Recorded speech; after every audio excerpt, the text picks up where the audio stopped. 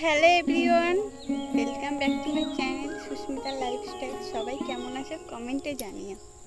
তো যাই হোক, অনেকগুলো দিন হয়ে গেল আমি একদমই ভিডিও আপলোড করতে পারছি না, না লং ভিডিও না শর্ট ভিডিও। ঝামেলায় দিন চলে যাচ্ছে, না আছে খাওয়া আর না আছে ঘুম। তো ভিডিও আমি যদি নাই করতে পারি তাহলে আর ভিডিও কীভাবে আপলোড করবো, তাই না? একমাত্র যারা ভিডিও করে তারা জানে যে ভিডিওর পিছনে কতটা টাইম দিতে হয়। খাওয়ার সময় নেই যা, সে আর কি ভিডিও করবে।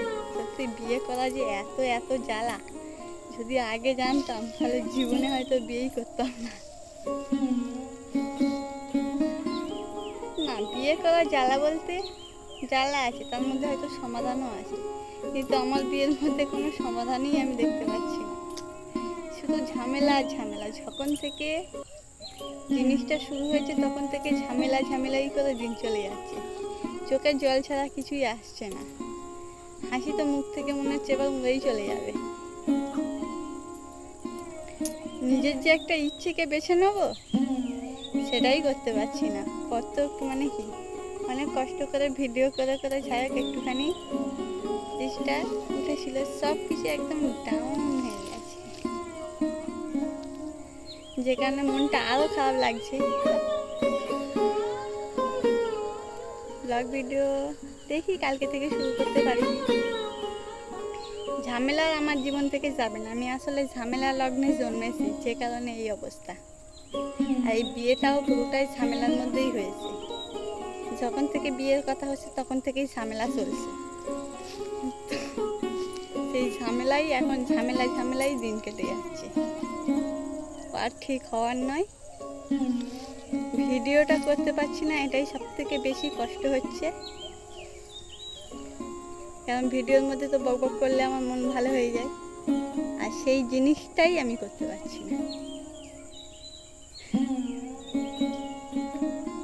ঘুম থেকে ওটা বলা ওটা ভুল, কারণ ঘুমিয়েই হচ্ছে না। ঘুম থেকে ওঠা মানে বিছানা ছেড়ে উঠতে মন চাইছে না, তা কি ভিডিও করবো। সেই বিকালের দিকে ভাবলাম একটুখানি মাঠের দিকে চলে আসি, খোলা আকাশের নিচে একটুখানি চাষবাস হয়েছে, সেখানে একটু ভাবলাম যে ক্যামেরাতে একটুখানি বকবক করে নিই। অনেকদিন ধরে ব্লগ করতে পারছি না, মন টন খারাপ হয়ে আছে। তার উপরে ঝামেলা চলছে, আর তার উপরে চারিদিকে মাইক বাজছে, তা কি আর হবে।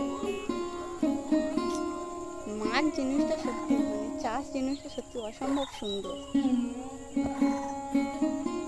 এই জন্যই বলা হয় গ্রামকে সোনার বাংলা। কলকাতার লোক গ্রামকে কিন্তু খুবই পছন্দ করে। আমার তো খুবই ভালো লাগে।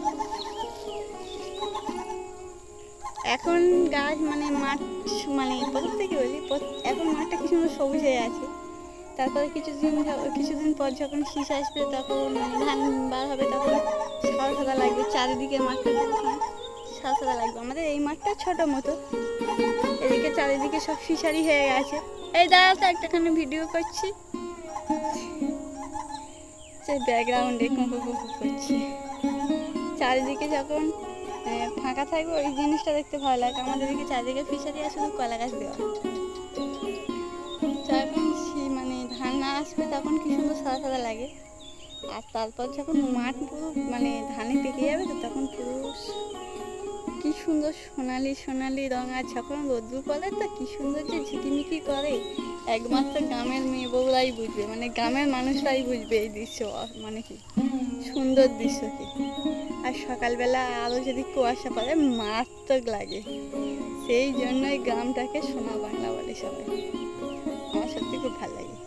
কলকাতার লোকেরাও কিন্তু দেখবে গ্রামকে খুব পছন্দ করে। ওরা এসে মানে এখানে ওখানে সেখানে ফটো তোলা, ভিডিও করা, সব কিছু করে। মানে ওরা গ্রামে এসে খুব এনজয় করে। আমি এটা দেখেছি, সেই জন্য করে তোমাদেরকে বললাম। তো যাই হোক, ব্লগ তো আর করতেই পারছি না। দেখা যাক আবার কবে থেকে শুরু করতে পারি।